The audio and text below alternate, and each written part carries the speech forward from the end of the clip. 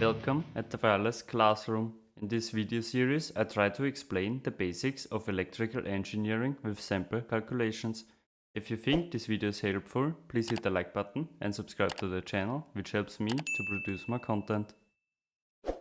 In today's video, I will explain how Ohm's law can be applied in a simple circuit. Before we can start to calculate anything, we have to define our reference directions for the current and voltage.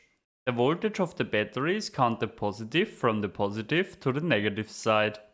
For the current we have a similar convention. The so-called conventional current is flowing from the positive to the negative side of the battery. Similarly, we have to define the voltage for the resistor. In our case, we assume that the voltage is counted from top to bottom at the resistor.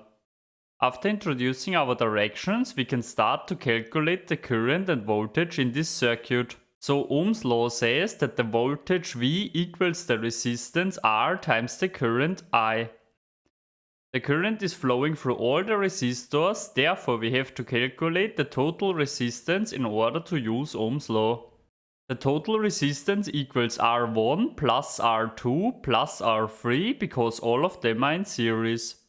According to Ohm's law, we can calculate the current with voltage over resistance.